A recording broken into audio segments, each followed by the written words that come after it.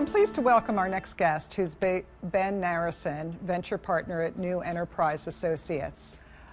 Ben, today we've been talking and we've been hearing from some aid organizations about what they see as the need for preparedness for disasters, management of disasters as they're happening, and then that critical follow-up period.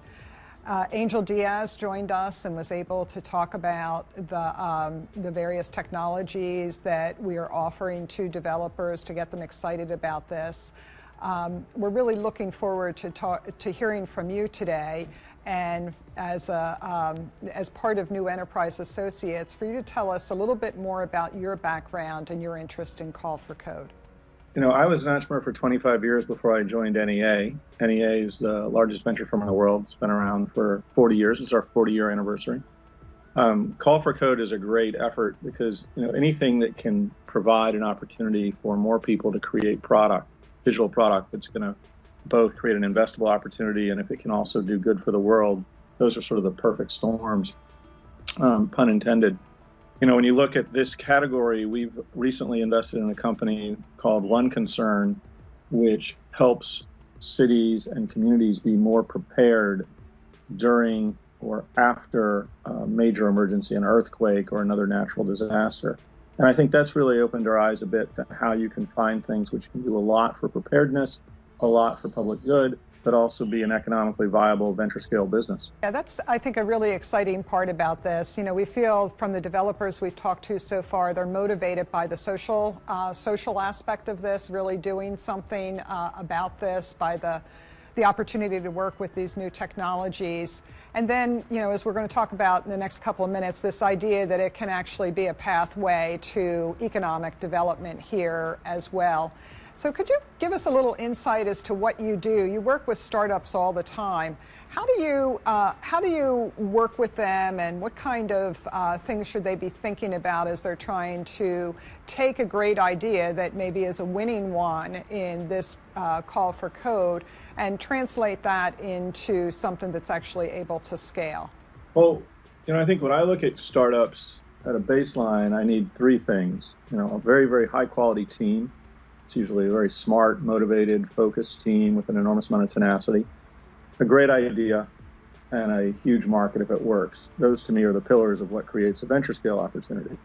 And so where you've got folks focusing on preparedness opportunities, some of those will fall into venture scale and some of those will fall into other. So if they're trying to create something that's going to raise venture capital and pursue that sort of a dream, I think they have to look at the sort of total size of market that they're going to be able to attack, how they're going to monetize it, and how they're going to build a team that will allow it to scale as it grows. And one of the great things about the digital landscape is that we've gone from a world where, if you think about when I was an entrepreneur, when I was young, if you were building a product, you were building a physical product. And if it scaled from a unit to 100,000 units to 1 million units, that caused an enormous amount of trauma. But if you're building a digital product and you scale from 1 city to 100 cities to 1,000 cities, while there's a lot of work to be done in terms of building those relationships, the digital component can scale quite seamlessly as long as the sort of core code is built correctly. So I think you have to look at building code that can scale at different levels. You know, your initial code's not going to scale all the way, but it needs to scale far enough for the client you're going to focus on. You also have to look at the team that you're going to build out to go deploy that code, and that's both the sales organization and the engineering organization. Because it's unlikely you're going to do something on a county by county or city by city or state by state basis that's one flavor fits all. It's going to be customized. So team, idea, and size of market, I think, are always the things people have to focus on. And just being focused on a solution, something very specific, is also incredibly important. A lot of entrepreneurs will try to spread themselves too thin. You know, there's this concept of boiling the ocean.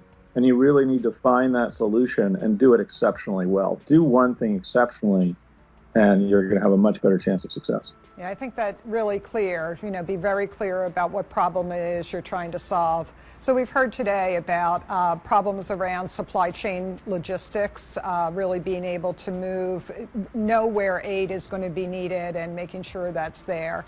I think anything, when we think about this is a global initiative here. So the challenges, I think, and where technology can come to bear might be very different in the U.S. versus in developing countries. Any thoughts about that that you would offer for our developers as they think about where to make a difference here? Well, I think, any sort of particularly climate-based or weather-based problem is going to be a global problem.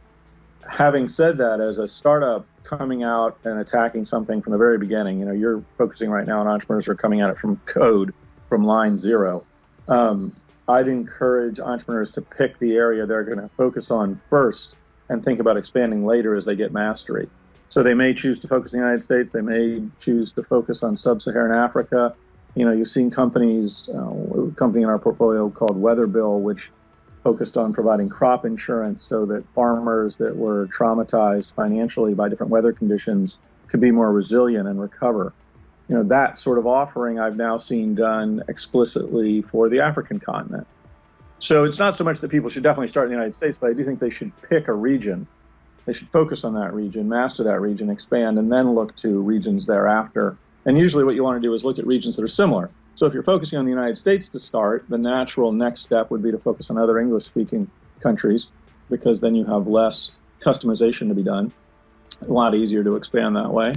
While if you're focusing on one country in sub-Saharan Africa, there's plenty more for you to attack. Often the type of problem you're going to attack is going to define the region that's most appropriate. I've seen businesses that are trying to find ways for people to be more resilient after an earthquake or after another major event, where they're using insurance-like products to sort of let them bounce back financially. And in that case, they'll focus on California. Earthquakes happen in California, in theory, more often than in most other places, or will over time. If you're thinking about flooding, that's going to have a different regional specificity to where things start to happen. So pick your problem and pick your region that's tied to it, master that region, master that problem, build the code, continue to level it up, and then you can expand more. Expanding too fast into too many areas, knowing that it's a global problem is a very important thing. Trying to attack it globally initially, I think, is a dangerous way to put your company at risk. So I think that's a great kind of summary there in terms of being really clear about the problem you're solving, having a handle on your market, what the total market opportunity is there, and then focus, get your right team together and scale. Are there any other tips you would give our developers as they think about this? Well, I think the only real secret to entrepreneurial success, because I think that a lot of intelligence and drive and skill are assumed, is tenacity. So not that different than the problem you're attacking. Usually when you attack a problem of a natural disaster, you're trying to create resilience for the people involved, or the structures involved, or the governments involved. That same resilience is required for entrepreneurs. If you're going to succeed at any business, you've got to remember that entrepreneurship is incredibly hard. Everybody hears these wonderful stories, but there's a lot of dark days. There's always a moment when you stare into that valley of death and think you're not going to make it through. But you have to. And particularly when you have something so much more meaningful you're trying to achieve. The wonderful thing about an entrepreneur that's pursuing something like you're encouraging entrepreneurs to pursue is that they can have, a world-changing impact on people's lives. It's not just a financial impact. And so that gives them that much more to draw from. But you should constantly remember what you're drawing from and keep that in mind. You need a northern light to navigate towards, something that you are just relentless in your pursuit of, and the resilience to get there, because you're going to hit a lot of problems along the road. And, you've got to push through them. It's the only way you're going to succeed. That's great advice, Ben. Thank you very much. We really appreciate you taking time out of your busy day to share your expertise with us. Thank you. Thanks for having me. This is great. I think you guys are doing awesome things. Thanks a lot. So join me in supporting this important mission. If you're a coder, sign up. If you're interested and want to make a difference, spread the word. We can all be involved. Let's all answer the call for code and make a difference in the world.